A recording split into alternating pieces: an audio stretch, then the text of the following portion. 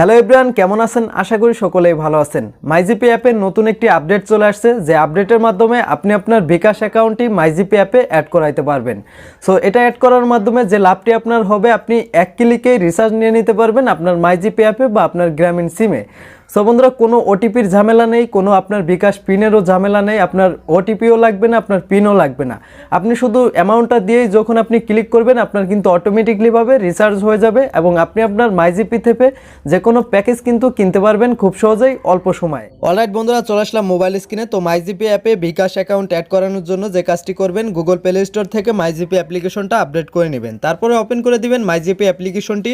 তো ওপেন করে দেওয়ার পর প্রথমে আপনি এরকম একটি ব্যানার কিন্তু দেখতে পারবেন, মাইজিপি অ্যাপে বিকাশ অ্যাকাউন্ট এমবি ছাড়াই রিচার্জ হবে। তো দেখতেই পারছেন, তো এটার উপরে আপনি জাস্ট একটা ক্লিক করতে পারেন। তো ক্লিক করলেও কিন্তু এরকম একটি ইন্টারফেস ওপেন হয়ে যাবে। তো এখান থেকে আমরা ব্যাক বাটন প্রেস করে চলে আসছি। যদি আপনি না পান অপশনটা, তাহলে কিন্তু নিচের দিকে অ্যাকাউন্ট অপশনে ক্লিক করে দিবেন। তারপরে এখানে দেখতে পারবেন যে সেভড পেমেন্ট মেথড, তো এটার উপর একটা ক্লিক করে দিবেন। সেমভাবে কিন্তু এরকমটাই ওপেন হয়ে যাবে।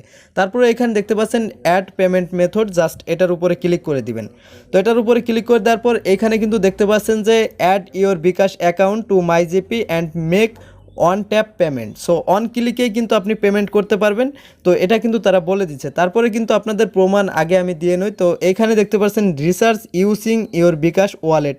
তো আপনি বিকাশ ওয়ালেট থেকে কিন্তু রিসার্চ করতে পারবেন। এবং দ্বিতীয় অপশনে কিন্তু এখানে দেখতে পাচ্ছেন যে no OTP or no PIN request. এটা কিন্তু আপনারা দেখতে পাচ্ছেন, কোনো ওটিপি এবং পিন ছাড়াই কিন্তু রিকোয়েস্ট করতে পারবেন। প্রথমে কিন্তু আপনাকে এগুলা দিয়েই অ্যাড করায় নিতে হবে। তো এখানে জাস্ট আপনি কি করবেন, অ্যাড বিকাশ অ্যাকাউন্ট, জাস্ট এই বাটনের উপর একটা ক্লিক করে দিবেন। তো এখানে আপনার কিছু টার্মস অ্যান্ড কন্ডিশন রয়েছে, এগুলা কিন্তু দেখতেও পারেন। তারপর রয়েছে আই এগ্রি। সো এই আই এগ্রির উপরে একটা ক্লিক করে দিবেন।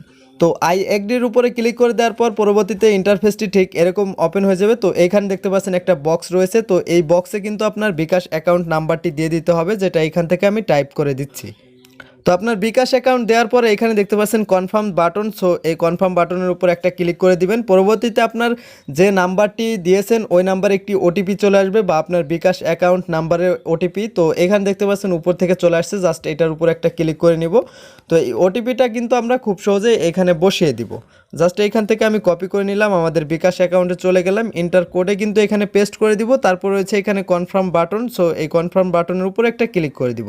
পরবর্তীতে এখানে আপনার বিকাশের পিন নাম্বারটা দিয়ে দিবেন। পিন নাম্বারটা দিলেই কিন্তু আপনার কাজটি হয়ে যাবে। জাস্ট এখানে আমরা পিন নাম্বারটা দিয়ে দিচ্ছি।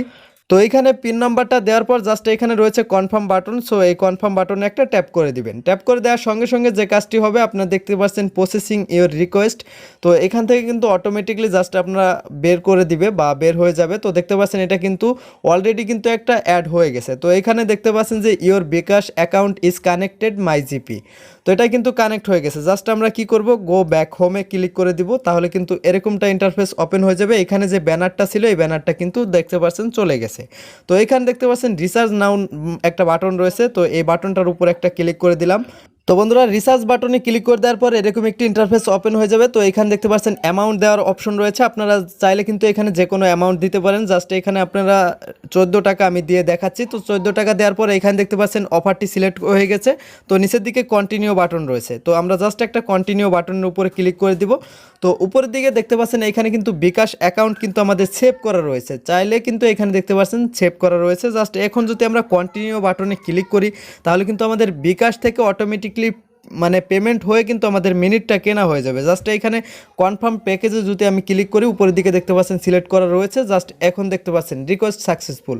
অলরেডি কিন্তু এক ক্লিকে আমাদের রিকোয়েস্টটা সাকসেসফুল হয়ে গেছে। দেখতে পাচ্ছেন বিকাশ থেকে কিন্তু আমাদের নোটিফিকেশন চলে আসছে, ফ্লেক্সিলোড থেকে চলে আসছে।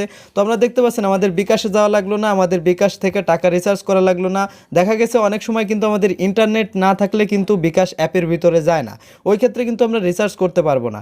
তো দেখতে পাচ্ছেন একটা ক্লিকে কিন্তু আমরা রিচার্জ করে নিলাম খুব সহজেই আমাদের মাইজিপি অ্যাপে। জাস্ট আমি যদি এখন ব্যাক বাটন প্রেস করে চলে আসছি, দেখতে পাচ্ছেন এখানে কিন্তু 0 MB।